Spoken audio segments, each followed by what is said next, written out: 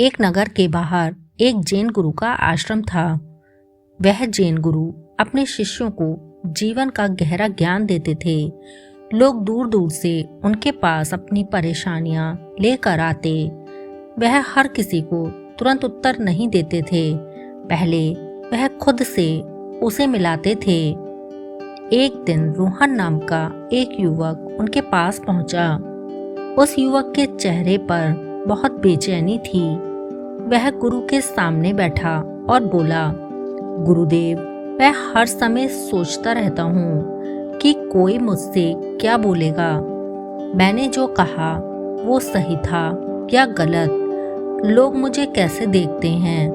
मैं हर छोटी छोटी बात को बहुत सोचता हूँ। मेरा दिमाग कभी बंद नहीं होता।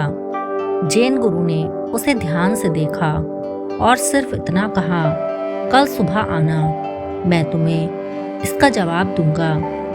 अगले दिन रोहन आया। जैन गुरु उसे शहर के बाजार में ले गए। बाजार में बहुत भीड़ थी।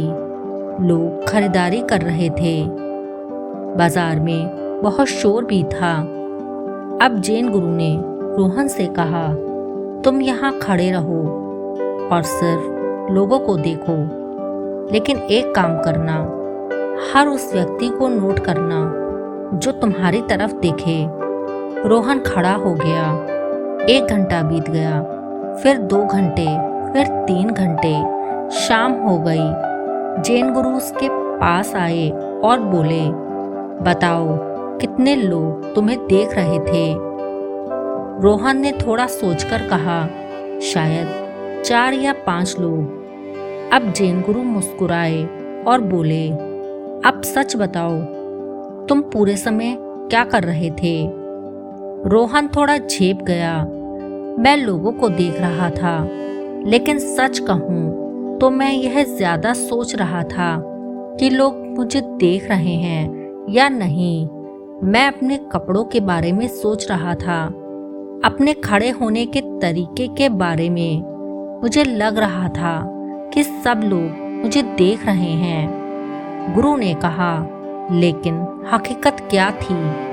रोहन ने धीरे से कहा, असल में कोई मुझे देख ही नहीं रहा था। अब जैन गुरु शांत हो गए। कुछ पल बाद बोले, यही तुम्हारी समस्या है। रोहन चौंक गया। जैन गुरु ने कहा, तुम सोचते हो कि दुनिया तुम्हारे बारे में सोच रही है, लेकिन सच यह है, हर कोई अपने बारे में सोच रहा है। रोहन के चेहरे पर हल्की समझ की झलक आई, लेकिन अभी भी उसका मन पूरी तरह शांत नहीं हुआ था। जैन गुरु उसे वापस आश्रम ले गए।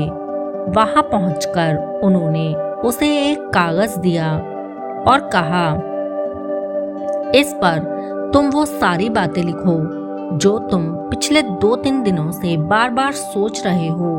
रोहन लिखने लगा, मैंने वो बात सही बोली या नहीं। अगर वो मुझसे नाराज हो गया तो लोग मुझे जज कर रहे होंगे। मैं फेल हो जाऊंगा। कुछ देर में पूरा कागज भर गया। जैन गुरु ने कहा, अब इसे जोर से पढ़ो। रोहन पढ़ने लगा, लेकिन जैसे जैसे वह पढ़ता गया उसे खुद अजीब लगने लगा।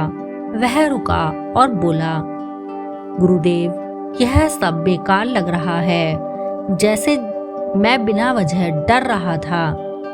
गुरु ने कहा, जब यह विचार तुम्हारे मन में थे तब ये तुम्हें सच लग रहे थे, लेकिन जब तुमने उन्हें अपने मन से बाहर निकाला तो तुम्हें दिखा कि ये कितने कमजोर हैं। रोहन की आंखें खुलने लगीं। गुरु ने आखिरी बात कही, ओवर थिंकिंग तब होती है जब विचार अंदर बंद रहते हैं और तुम उन्हें बार बार घुमाते रहते हो। फिर उन्होंने कागज को मोड़ा और रोहन के हाथ में देते हुए बोले, इसे रखो और जब भी ज्यादा दिमाग चले उसे बाहर निकाल दो। रोहन ने पूछा, अगर विचार फिर भी आए? गुरु मुस्कुराए, तो याद रखना, दुनिया तुम्हारे बारे में उतना नहीं सोचती जितना तुम सोचते हो।